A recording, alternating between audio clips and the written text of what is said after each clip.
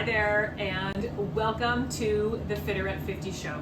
I am Nat Lockhart, and I am so excited that you are here because this is the best place to be to create a body you love, a mind you honor, and the health that you absolutely deserve.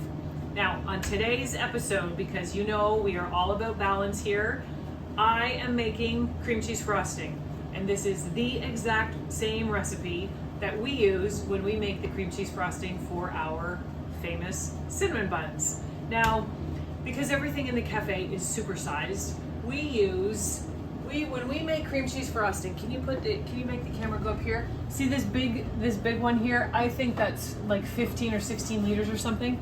That's how much cream cheese frosting we make when we make a batch. So I've taken the recipe and went, and now we have our recipe here with our few ingredients. And I've also got this little mixer versus our massive mixer. Here's the thing, because we wing it here a lot, it's kind of my motto. I wing a lot of things. Typically, this is not the attachment that I would use for this mixer while I'm doing cream cheese frosting.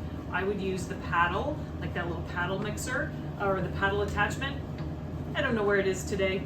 So here we are. We're gonna wing it. I'm sure it's gonna work. It's cream cheese frosting. You can't go wrong. All right. Butter, chopped up into and softened, chopped up into these little pieces because you want it in these little pieces because once it goes into the mixer, the way that you are going to get the smoothest and creamiest cream cheese frosting you've ever made is to basically beat it way longer than you think you should. So it's really helpful to put all of these pieces in just little inch chunks. Cream cheese frosting, same thing. I've already cut it up and it's been sitting on the counter for a bit, so it's nice and soft. And then I have shortening here as well. That's going to go in as so. I have 1 cup of cream cheese and I have 3/4 of a cup of butter and shortening, and I have some icing flour. It's already been sifted. As you can see, these beautiful little granules on the side, it's already been sifted. It's about 3 or 4 cups. It's gonna really depend on you and how sweet you like it. And then I have some vanilla. Everything right now, actually not everything right now. I'm gonna put the butter in and I'm gonna mix it. Then I'm gonna add the cream cheese and I'm gonna mix it. And then I'm gonna add the shortening and I'm gonna mix it. So everything is mixed individually, and then you put the next ingredient in and start mixing. Does that make sense? 1 ingredient at a time, mix, mix, mix. It's gonna create the smoothest cream cheese frosting you've ever had, and I'm really hoping with this attachment that things are gonna work out for me. We'll see. We'll see. So in goes the butter, and I am going to mix, and it's gonna be on a really high level.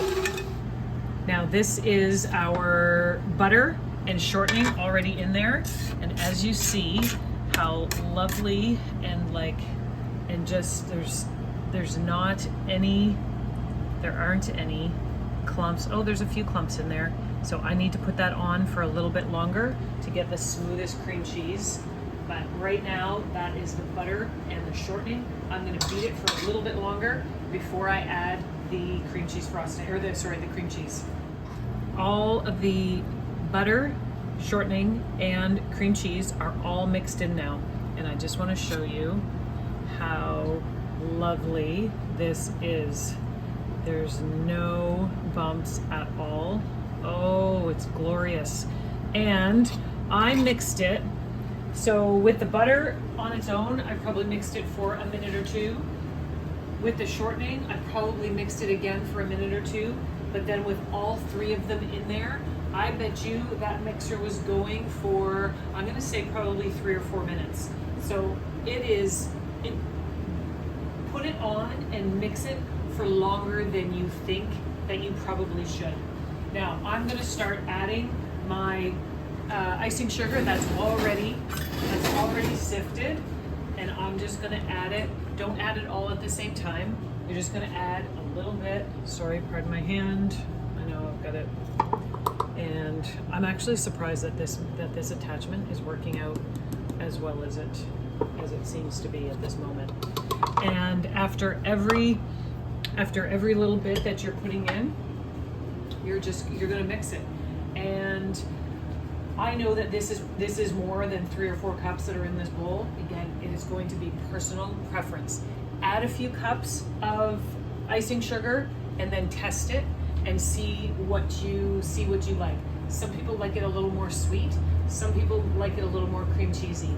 We personally here make it a little more cream cheesy, and we add less icing sugar just to bring out that taste, that cream cheese taste. And on top of the buns, oh my Lord, it's delicious. So I'm gonna go and do this and add the icing sugar. All right, here it is. Bring the camera a little bit closer. Here it is. Cream cheese frosting complete. And I don't know if it's possible to make cream cheese frosting without getting in a mess. And if you have kids or camera people around that would like to take camera people, that ooh, how is it? It's really good. It's so good, right? Camera people. Now, in between each scoop of icing sugar, I mixed it again for probably, I want to say, between 30 seconds and a minute for each scoop of icing sugar that I put in there. So in total, this has been mixed a lot. And every time then in between, I would always I'd always stop and just scrape down the sides.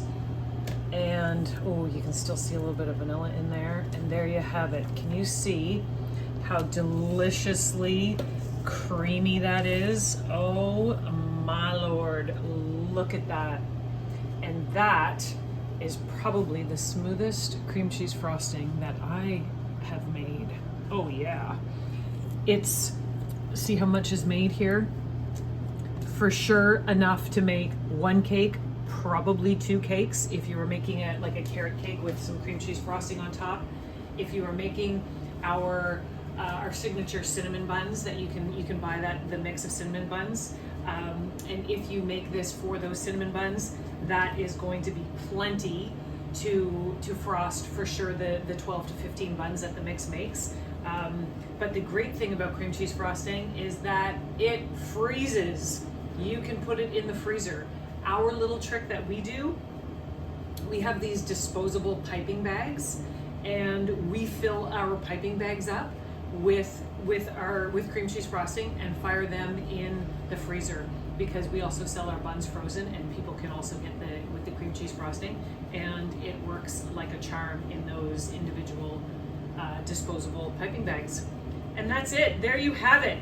Cream cheese frosting. And this actually worked very well, and I'm very surprised that this attachment works so good. If you want our cream cheese frosting recipe, the links will all be below where you're watching.